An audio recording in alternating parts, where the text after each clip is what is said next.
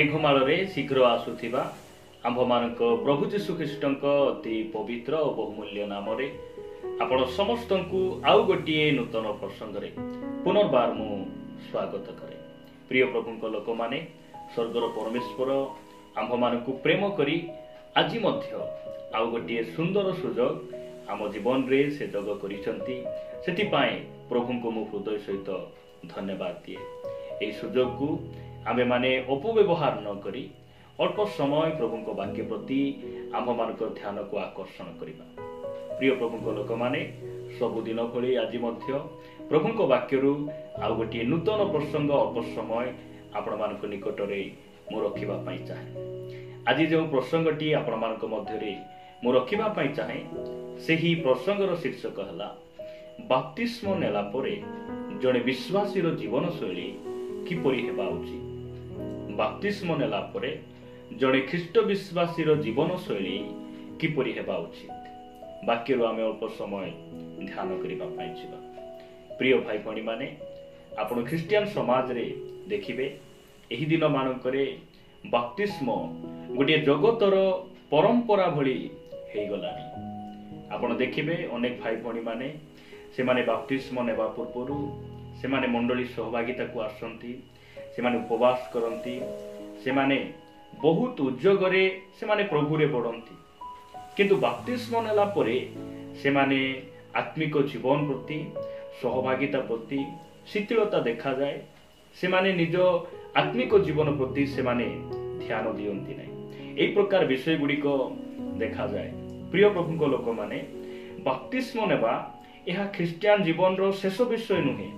बाप्तिस्म नहीं गला परे जे ख्रिस्टियन जीवन सफल हो गला, समाप्त हो गला, आमे स्वर्ग को जीवा सुनिश्चित एही परि नुहे। प्रिय भाई भणी माने बाप्तिस्म यह शेष नुहे। बाप्तिस्म ख्रिस्टियन जीवन रो प्राथमिक विषय अटे आउ यह आरंभ विषय अटे।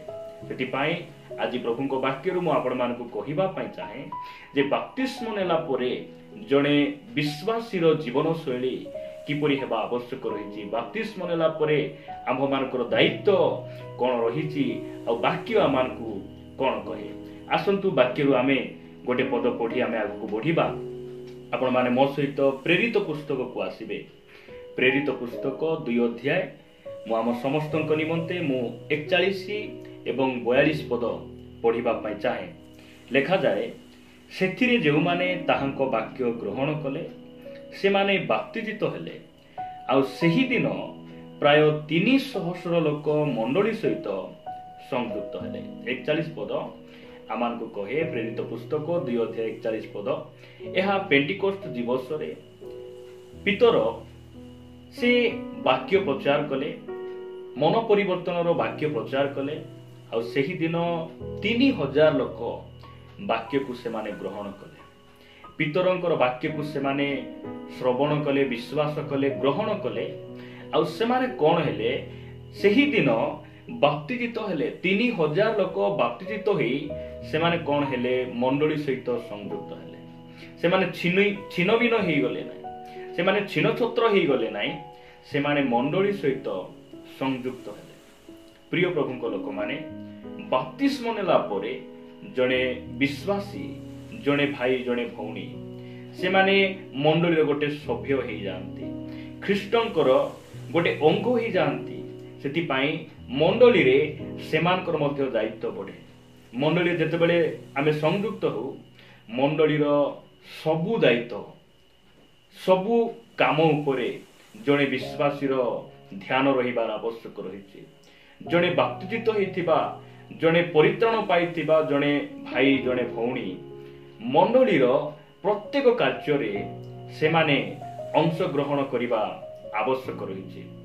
जो समय रे आमे जते प्रार्थना जाऊ, मंडली को जाऊ, गीत गाऊ, आमे आराधना करू, दान देऊ, जहाँ भी करू, जो पर्यंत आमे जदि बाप्तिस्म ग्रहण न करू सेई पर्यंत आमे मंडली सहित संयुक्त हेई न पारू। जो समय आमे बाप्तिस्म नेउ सेई समय रे आमे कोन हेउ मंडली सहित आमे संयुक्त हेउ। एति पई मंडली रे संयुक्त हेला बेले जो समय रे आमे मंडली को जाऊ एवं मंडलीर समस्त विज्ञापन प्रति मंडलीर समस्त सेवा कार्य प्रति जड़े मंडलीर संयुक्त थिबा जड़े विश्वासी भाई किंबा भौणीर गुरु दायित्व रही जे सही सहभागिता समय रे प्रार्थना समय रे मंडली प्रति मोर दायित्व कौन रही यही सब विषय जड़े विश्वासी ध्यान देवा आवश्यक रही।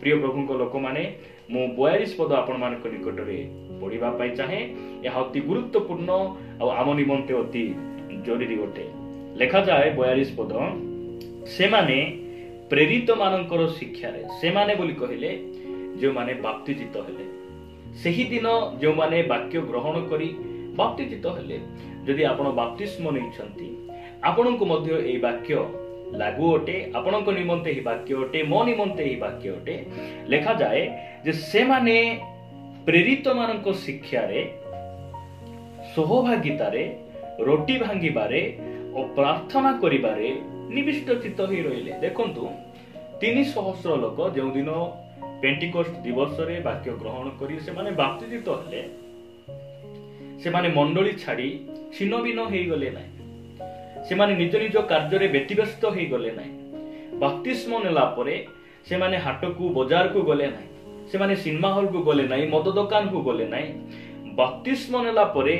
प्रथम रे लिखा जाउची जे से माने प्रेरित मानक शिक्षा रे मनोयोग कले एक चित्त ही से माने रहिले भूत मानक शिक्षा जागतिक नेता मानक पछरे सरकार रो शिक्षा रे समाज रो रीति विधि ए प्रकार परंपरा रे से माने चलिले नाही मु प्रभु को धन्यवाद दिए यह आद्य मंडली रो विश्वासी मानक विषय रे लिखा जाए। प्रिय प्रभु को लोक माने आद्य मंडली रो विश्वासी मानक लेवल रे आमे जो पर्यंत आसीबा नाही सही पर्यंत आम निमंते स्वर्ग मिले नाही आम पाई स्वर्ग रखा जाई न पारे। प्रिय भाई भणी माने मु आपण मान को कहिबा पई चाहे सही दिन जो विश्वासी माने बाप्तिजित हेले से माने कोन कले बाप्तिस्म ग्रहण कला परे से माने प्रेरित मानक शिक्षा रे से माने कोन कले मनोयोग कले प्रेरित मानक शिक्षा रे से माने लागी रहिले प्रेरित मानक शिक्षा तापरे लेखा जाए सहभागिता रे बाप्तिस्म नेला परे परस्पर सहभागिता बहुत बहुत गुरुत्वपूर्ण अटे। अनेक समय रे बाप्तिस्म नेला परे भाई भौणी माने से माने मंडली सहभागिता को आसंती नाही जो द्वारा आमे से माने को मिसी न पारू से माने को उत्साहित करि न पारू एवं बाप्तिस्म नेला परे आमे मंडली रो सभ्य ही जाऊ ख्रीष्टंकर गोटे अंग ही जाऊ तांको शरीर रो अंग ही जाऊ आमे परस्पर समस्ते ख्रीष्टंक शरीर रो गोटे अंग अटू यह आमे जानिबा आवश्यक रहिछि।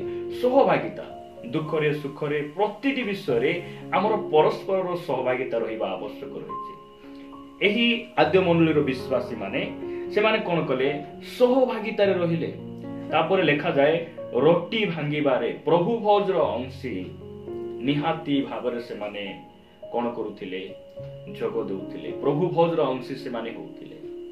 अनेक भाई भणी माने बाप्तिस्म से माने नियंती मंडली को आसंती सबु से माने करंती दान दियंती मात्र प्रभु भोज समय रे से माने उठी किना पळांती।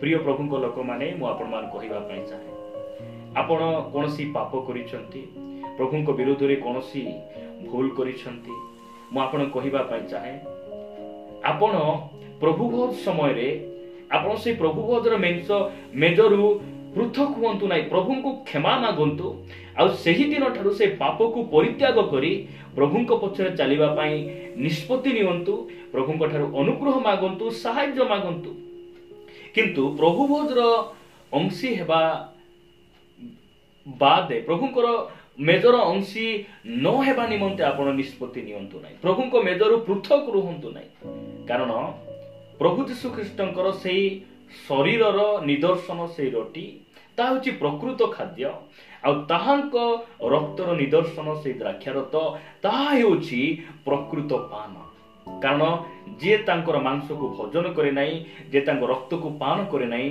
ता ठारे जीवन नाही बोली जहन लिखित सुसमाचार 6 अध्याय रे लिखा जाए। प्रिय प्रभु को लोक माने मु आपण मान कहिबा पई चाहे जे बाप्तिस्म नेला परे जने विश्वासी किपरि हेबा आवश्यक रहिछि प्रभु भोजर अंशी निहाती हेबा आवश्यक रहिछि निहाती भावरे प्रभु भोजर अंशी हेबा आवश्यक रहिछि।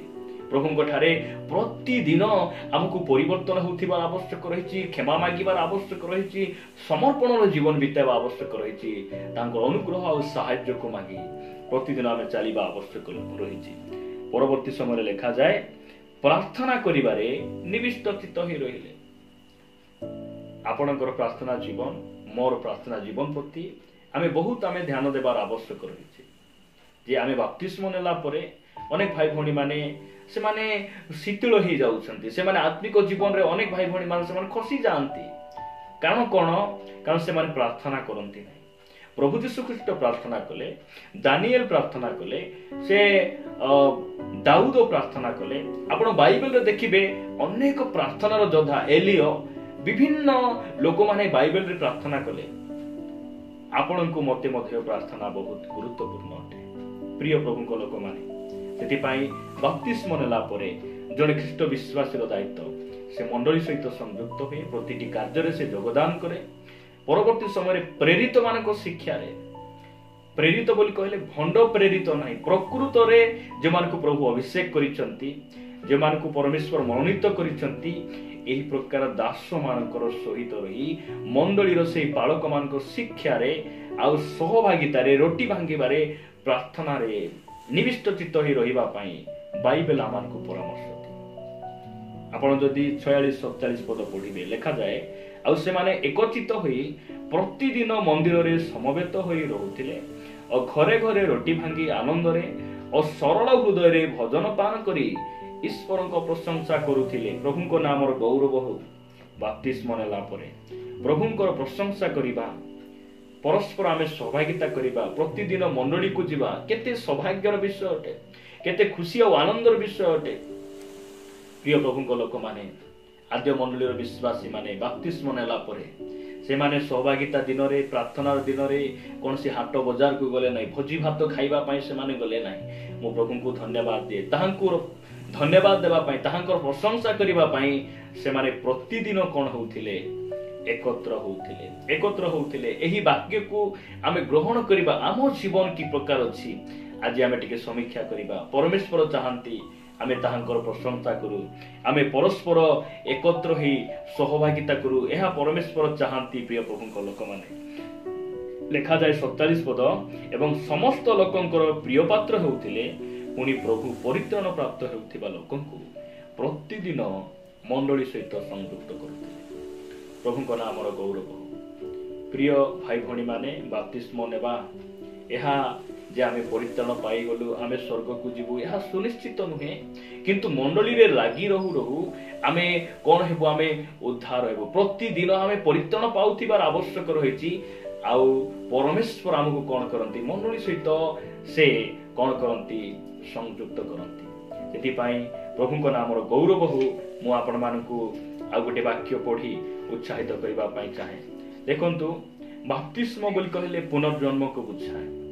आपण 50 वर्ष हेई पारे, आपणकर बयस 30 वर्ष हेई पारे, आपण 60 वर्ष हेई पारंती, मात्र आज जदि आपण बप्तिस्म नउचंती ताले आपण गोटे दिनर छुआ अटंती।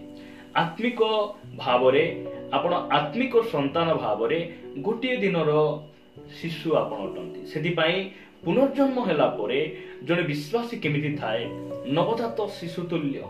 नवजात शिशुर बैकग्राउंड, ताहार परिस्थिति कि प्रकार आपण माने जदि पढ़िबे प्रथम पितर 2 अध्याय 1 और 2 पद मु पढ़िबा पई चाहे। 1, 2, 3 पद लेखा जाय, अतएव प्रभु जे मंगलमय एहा जदि आस्वादन करियछ ताहा हेले समस्त प्रकार दुष्टता, छल, कपट, ईर्षा और परनिंदा परित्याग करी नवजात शिशुतुल्य पारमार्थिक अमिश्रित दुग्ध पान करने इच्छा कर, जेपरि तद्वारा परित्राणार्थे वृद्धि पाई पार। प्रभुଙ୍କ नामर गौरव हो जे एही बप्तिस्म होछि पुनर्जन्म। यह आत्मिक भाव रे आमे आउ थरे जल रे आ आत्मा रे आमे जन्म करू, आमे पुनर्जन्म हो। तो जने पुनर्जन्म हेइथिबा जने शिशुर एक गुण कौन, तार स्वभाव कौन, जे दिन को 3-4 थर से शिशु कौन करे कांदे। अंतत दिन को थरे हेले से कांदे, 2 थर हेले कांदे।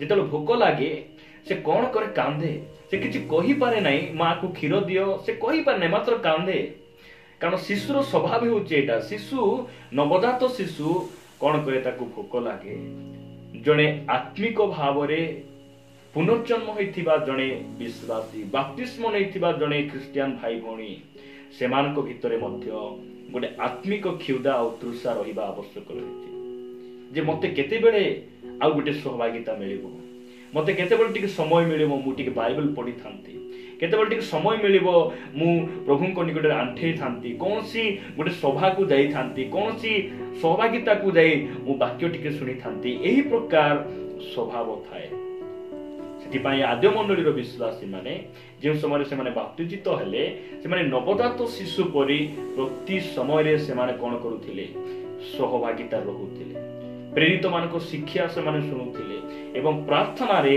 रोटी भांगिबारे से माने निविष्ट चित्त होई रहुथिले प्रिय प्रभुको लोक माने आपण माने आ मु आमर जीवन शैली की प्रकार आज आमे समीक्षा करिबा आम जीवन को आमे सजाड़िबा बाप्तिस्म नेला परे आमे मंडली सहित लागि रहिबा आवश्यक रहिछि सहभागिता रे आमे लागि रहिबा आवश्यक रहिछि बाइबल एहा मानको कहे प्रभुको नामर गौरव हो मु आपण मानकू आ गोटे वाक्य पढ़ी उत्साहित करबा पई चाहे आपण माने मो सहित लुकलिखित सुसमाचार 3 अध्याय को आसीबे लुकलिखित सुसमाचार 3 अध्याय 21 और 22 पद रे प्रकार लिखा जाए समस्त लोक बाप्तिजित हेला उतारे यीशु मध्य बाप्तिजित होई प्रार्थना करुतिबा समय रे आकाश उन्मुक्त हेला पुनी पवित्र आत्मा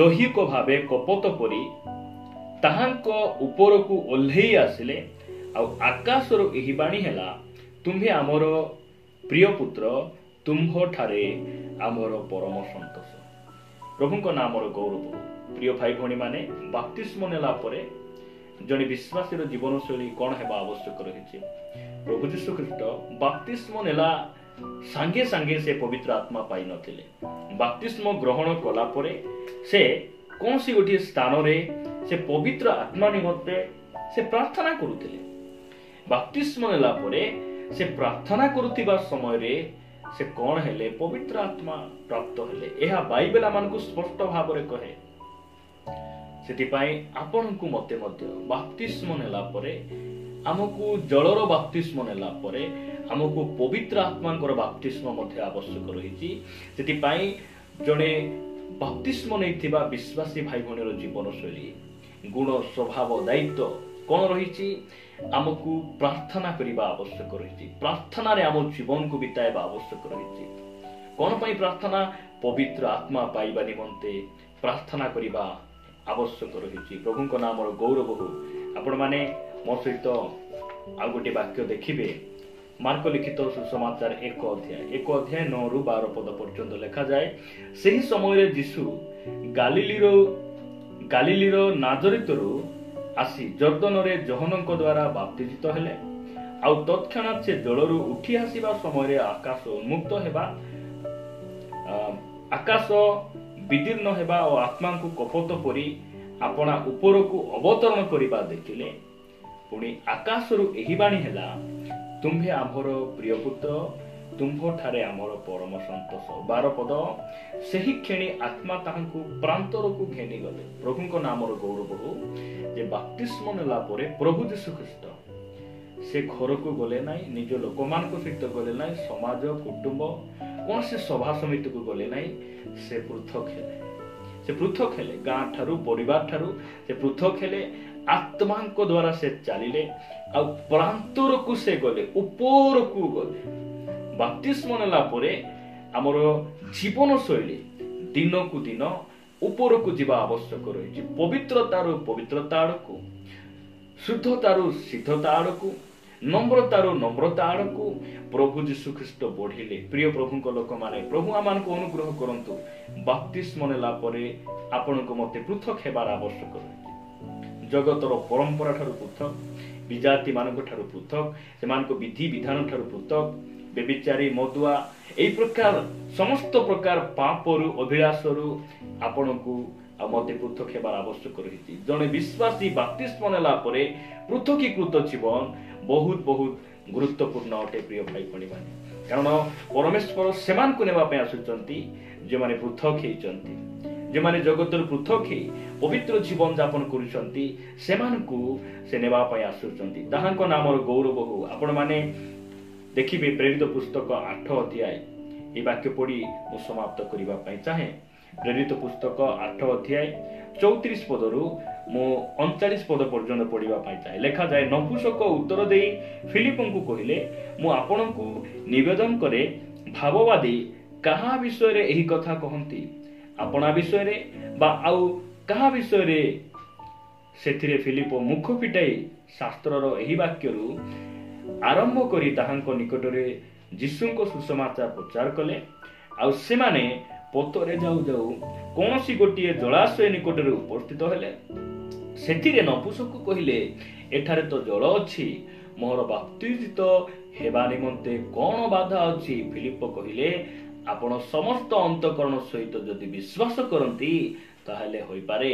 ସେଥିରେ ସେ ଉତ୍ତର ଦେଲେ, ଯୀଶୁ ଖ୍ରୀଷ୍ଟ ଯେ ଈଶ୍ୱରଙ୍କ ପୁତ୍ର ଏହା ମୁଁ ବିଶ୍ୱାସ କରୁଅଛି। ପୁଣି ସେ ରଥ ଠିଆ ହେବାକୁ ଆଜ୍ଞା ଦେଲେ। ଆଉ ଫିଲିପ ଓ ନପୁଂସକ ଉଭୟ ଜଳ ଭିତରକୁ ଓହ୍ଲାଇ ଗଲେ। ଆଉ ଫିଲିପ ତାଙ୍କୁ ବାପ୍ତିସ୍ମ ଦେଲେ ସେମାନେ ଜଳ ମଧ୍ୟରୁ ଉଠି ଆସନ୍ତେ। ପ୍ରଭୁଙ୍କର ଆତ୍ମା ଫିଲିପଙ୍କୁ ଘେନିଗଲେ। ପୁଣି ନପୁଂସକ ତାଙ୍କୁ ଆଉ ଦେଖିଲେ ନାହିଁ, ତଥାପି ସେ ଆନନ୍ଦ କରୁ କରୁ ଆପଣା ପଥରେ ଚାଲିଗଲେ। ପ୍ରଭୁଙ୍କ ନାମର ଗୌରବ ହଉ। ପ୍ରିୟ ପ୍ରଭୁଙ୍କ ଲୋକମାନେ, ବାପ୍ତିସ୍ମ ନେଲା ପରେ ଜଣେ ବିଶ୍ୱାସୀ ପାଖରେ ସ୍ୱର୍ଗୀୟ ଆନନ୍ଦ ରହିବା ଆବଶ୍ୟକ ରହିଛି। ପ୍ରକୃତ ଆନନ୍ଦ, ପରିତ୍ରାଣର ଆନନ୍ଦ, ପାପ କ୍ଷମାର ଆନନ୍ଦ, ସେହି ଅନନ୍ତ ଜୀବନର ଆନନ୍ଦ, ପ୍ରଭୁଙ୍କ ଠାରୁ ପାଇଥିବା ସେହି ଉଦ୍ଧାରର ଆନନ୍ଦ ଜଣେ ବିଶ୍ୱାସୀ ପାଖରେ ରହିବା ଆବଶ୍ୟକ ରହିଛି। ଜଣେ ବିଶ୍ୱାସୀ ଯେତେବେଳେ ଜଗତକୁ ଛାଡ଼ି, ଜଗତକୁ ପିଠି ଦେଖାଇ ପ୍ରଭୁଙ୍କ ନିକଟକୁ ଫେରି ଆସେ, ସେ ସବୁ ପରିତ୍ୟାଗ କରି ଫେରି ଆସେ। ଆପଣ ଯାକୁବଙ୍କୁ ଦେଖିବେ, ଆପଣ ତାହାଙ୍କର ଶିଷ୍ୟମାନଙ୍କୁ ଦେଖିବେ, ଯୋହନଙ୍କୁ କିମ୍ବା ତାଙ୍କର 12 ଜଣ ଶିଷ୍ୟମାନଙ୍କୁ ଦେଖିବେ, ସେମାନଙ୍କ ପାଖରେ କିଛି ନଥିଲା। ଜଗତକୁ ଛାଡ଼ି, ପରିବାରକୁ ଛାଡ଼ି ନିଜ ଜୀବନକୁ ସେମାନେ କଣ କଲେ? ସମର୍ପଣ କରିଦେଲେ। କାରଣ ଗୋଟେ ବିଷୟ, ତାଙ୍କ ପାଖରେ ସ୍ୱର୍ଗର ଆନନ୍ଦ ଥିଲା। ଯୀଶୁଖ୍ରୀଷ୍ଟ ଯେ ତାଙ୍କୁ କଣ ଦେଇଥିଲେ, କେଉଁ ଉଦ୍ଧାର ଦେଇଥିଲେ, ଆଉ ତାହାଙ୍କ ସହିତ ଯେଉଁ ଆତ୍ମାର ଅଭିଷେକ ଦେଇଥିଲେ, ଆଉ ସେ ସ୍ୱର୍ଗୀୟ ଆନନ୍ଦ ଆଉ ଖୁସି ତାଙ୍କୁ ଦେଇଥିଲେ, ସେ ଗୋଟେ ଆନନ୍ଦ, ସେହି ଉତ୍ସାହ ତାଙ୍କୁ କଣ କଲା? ଜୀବନର ଶେଷ ସନ୍ଧ୍ୟା ପର୍ଯ୍ୟନ୍ତ ପ୍ରତିଟି ପରିସ୍ଥିତିରେ ଆନନ୍ଦ କରିବାଟା ଶିଖାଇଲା। ସେଥିପାଇଁ ସାଧୁ ପାଉଲ କହନ୍ତି, ଆନନ୍ଦ କର, ସର୍ବଦା ଆନନ୍ଦ କର, ପୁନଶ୍ଚ କହୁଛି ଆନନ୍ଦ କର। ପ୍ରିୟ ପ୍ରଭୁଙ୍କ ଲୋକମାନେ, ଜଣେ ବାପ୍ତିସ୍ମ ନେଲା ପରେ ଜଣେ ଖ୍ରୀଷ୍ଟ ବିଶ୍ୱାସୀ ପାଖରେ ସେହି ସ୍ୱର୍ଗୀୟ ଆନନ୍ଦ ଆଉ ଖୁସି ରହିବା ଆବଶ୍ୟକ ରହିଛି। ନପୁଂସକ ବାପ୍ତିସ୍ମ ହେଲା ପରେ, ବାପ୍ତିଜିତ ହେଲା ପରେ ଫିଲିପଙ୍କୁ ସେ ଦେଖିପାରୁନାହାନ୍ତି, ମାତ୍ର ସେ ଆନନ୍ଦ କରୁ କରୁ ନିଜ ଘରକୁ ସେ ବାହୁଡ଼ି ଯାଉଛନ୍ତି। ପ୍ରଭୁ ଆମମାନଙ୍କୁ ଅନୁଗ୍ରହ କରନ୍ତୁ। ବାପ୍ତିସ୍ମ ନେଲା ପରେ ଆମେ ମଣ୍ଡଳୀ ସହିତ ସଂଯୁକ୍ତ ହେବା, ସହଭାଗିତାରେ ଲାଗି ରହିବା, ରୋଟି ଭାଙ୍ଗିବାରେ, ମଣ୍ଡଳୀରେ ଆଉ ସହଭାଗିତାରେ, ପ୍ରେରିତମାନଙ୍କ ଶିକ୍ଷାରେ ଆମେ ଲାଗି ରହିବା। ଆମେ ପ୍ରାର୍ଥନା କରି ପବିତ୍ର ଆତ୍ମା ନିମନ୍ତେ ଆମେ ସମର୍ପିତ ହେବା ଏବଂ ଆମେ କଣ କରିବା? ଆମର ବାପ୍ତିସ୍ମ ପରେ ଆମେ ପୃଥକ ହେବା ଏବଂ ପ୍ରଭୁଙ୍କ ଠାରେ ଆମେ ଆନନ୍ଦ କରୁଥିବା। ପ୍ରଭୁ ଏହି ବାକ୍ୟ ଦେଇ ଆମ ପ୍ରତ୍ୟେକଙ୍କୁ ପ୍ରଚୁର ଭାବରେ ଆଶୀର୍ବାଦ କରନ୍ତୁ।